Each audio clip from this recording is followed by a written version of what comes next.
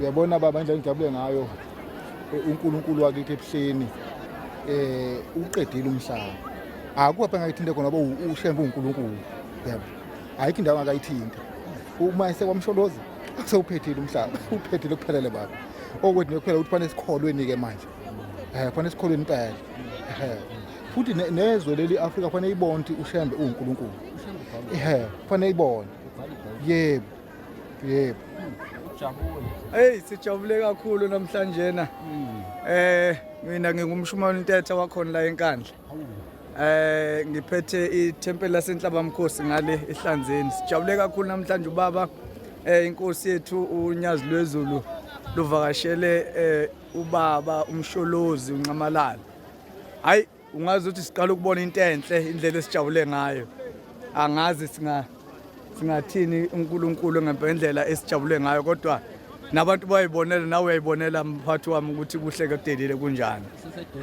Useseduze nje nazi ikhalifa ijolu lapha manje ngakwapikiliyeza usezongena emzini okwaNcamalala ubaba umsholozi. Nanga umsholozi usefikile yena usehlelo nawo linde naye.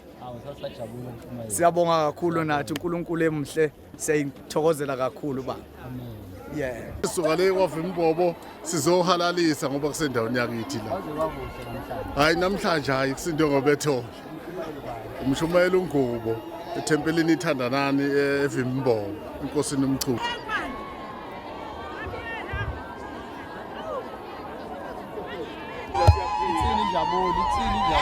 Injabulo siyafacaka siyajajamba kona kithi eNkandla uNyazilwezulu lufikile kwaNcamalala siyajajamba umshumayela ubuyele eThempelini laseThembeni khona lapha eNkandla. Hayi siyajabula nampa nje nabafundisi bakithi bayafika manje na baqhamuka inqa zonke. Hawu siyathokoza kakhulu. Awu yabusiseka iNkandla. Nantu uNyazulu uyangena njengamanje na. Yilo lolo lingenayo uNyazulu lasesibili. Selingenile.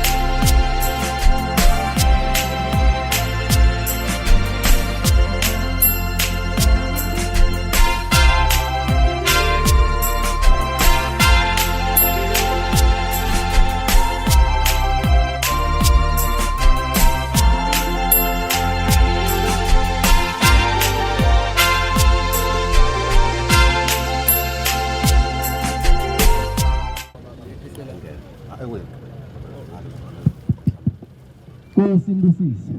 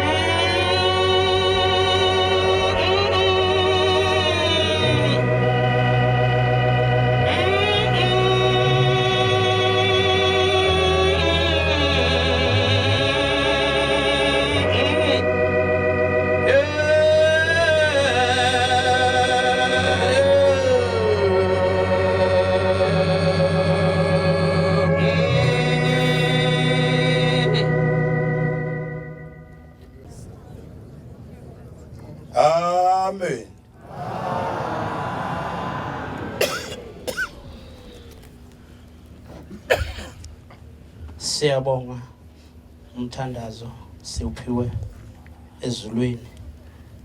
Sizawubuyisela kuThixo omuhle wasebuhleni bamaNazaretha nengoma yesithathu. Emva kwayo obaba befundisi bazawusicelela ufefe ezulwini. Inkosi busise guqa kwabayingcwele. Nkosi Nkosi bobo sese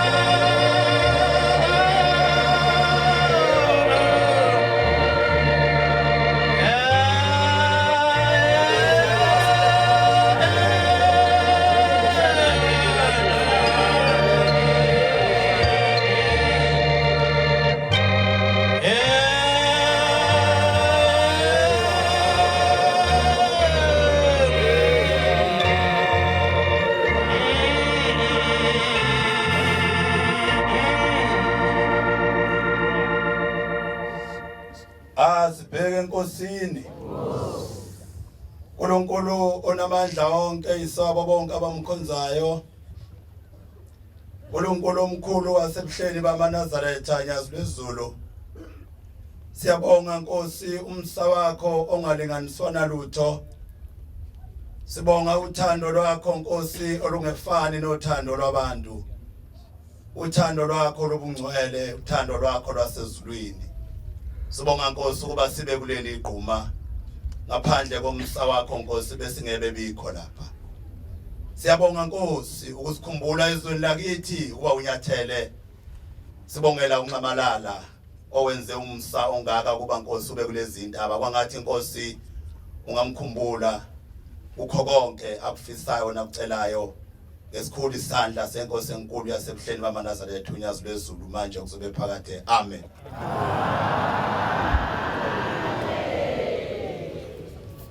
Ingcwele qhaqhable emazulwini nabele kwezimo ungazanabela zayitshakadela.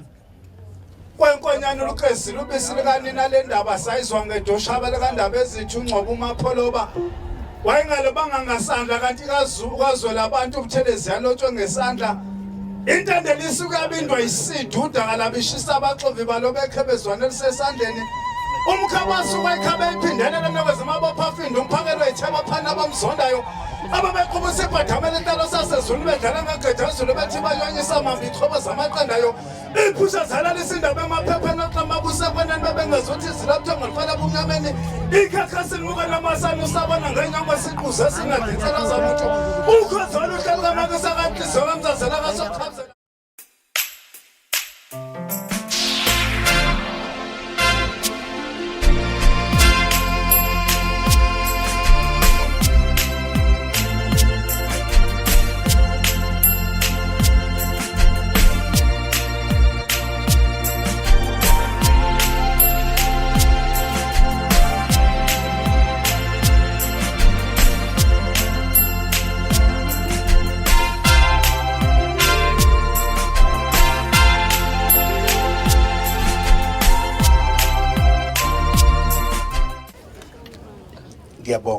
Ngibonga kakhulu baba umfundisi ukunginika leli thuba. Ngifuna ukubonga kakhulu enkosini yamaNazaretha ekubone kufanele ukuthi kulolu suku lwanamhlanje ibe la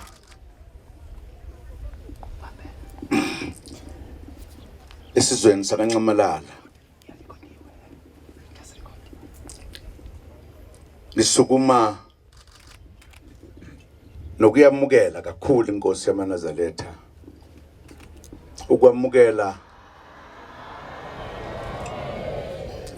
ukwemukela kanye nabafundisi bonke abeze kanye naye kanye nebandla lonke elingaka elilapha esifundeni sakaNcamalala emzini kababa kaDakwa udunuse.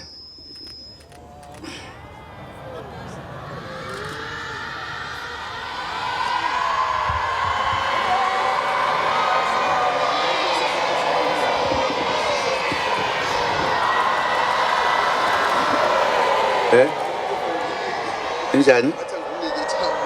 Ngenze njani? Ngiguqu. Awuzwa.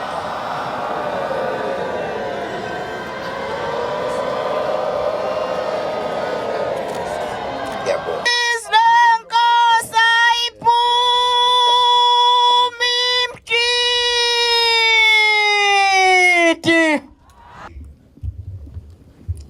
Ngifisa nje ningathuki ngegama lomzi kababa, uyena ubaba oqamba lomuzi uthi kaDakwa udunuse.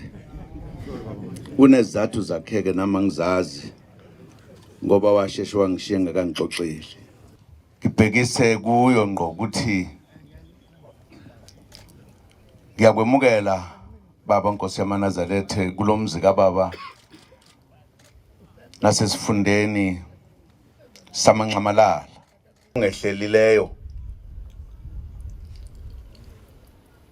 okuthuma kunje abakholwayo bakhuleke bacele ukuthi inkosi ayibe nofefe. Nkosi yamaNazaretha ikakhulukazi ngoba ngibhekene nezinkinga ezimpica badala. Akekho umuntu lapha osake waba necala elilodwa kuze kuhlangana amashumi amabili eminyaka lingapheli. Kuthiwe liyaphela kodwa lingapheli. Natali noma ngabe sikholwa kwamanye amasonto ahlukahlukene kodwa siyalihlonipha leli sonto, liyisonto lethu. Okwamanje ukwemukela inkosi emzini kababa ngiyemukela ngezandla ezimhlophe.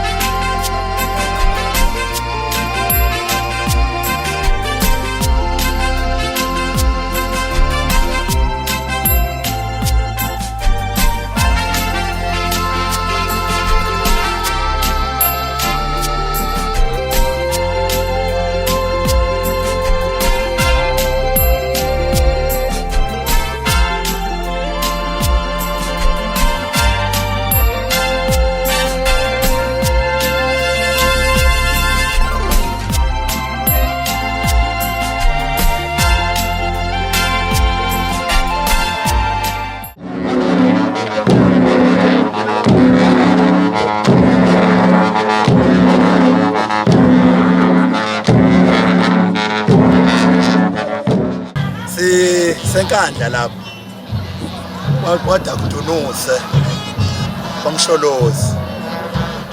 Siyabonga Nkandla ehlele izwe lakithi ukuthi uNkulunkulu asikhumbule ngalonyaka akasiphe nje lolu suku lwanamhlanje. Nokho ke sibonga umsholozi okuyena owayocela enkosini ukuthi uyafisa ukuthi inkosi ikifike phakathi komzi kayise izomupha umkhuleko. Ngenhlanhla ke uNkulunkulu emuhle kwaba yilesi sikhathi okwenzeke ngaso kwesithi isikhathi ayilokho ekhonza umsholozi kulokhu kuthwe kalinde wabekezela kwaze kwanamhlanje. Namhlanje ke inkosi yamaNazaretha uNyazilwezulu fike nomhlangano wonke okummangazile umsholozi ngoba yena wayecabanga ukuthi kuyofika nje inkosi uNyazini nabefundisi abambalwa. Wayengazi ukuthi kanti kofika umkhosi wonke kube umhlangano omkhulu kangaka. Sesola imlomo ke nathi thina baseNkandla kuyibongela ukuthi uNkulunkulu asihambele ezweni lakithi asiphe umhlangano omkhulu kangaka ngosuku olulodwa.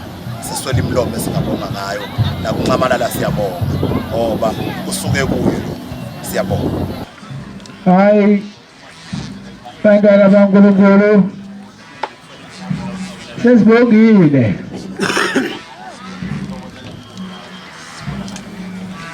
La kwadakwa udunuse sesidusile manje.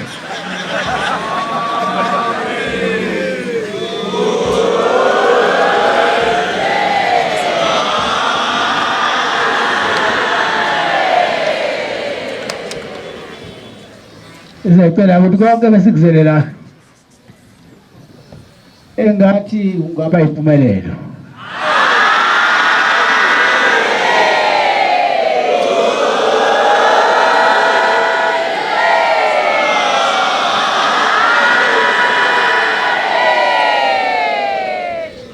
Nezwe lonke la Nkandla kuheleza umoya wokuzwana nokuthula.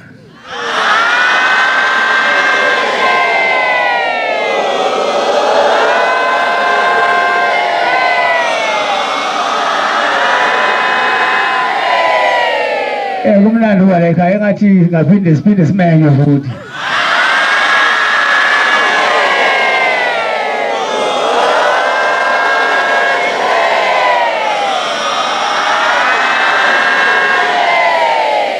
Inkosi ngibusise.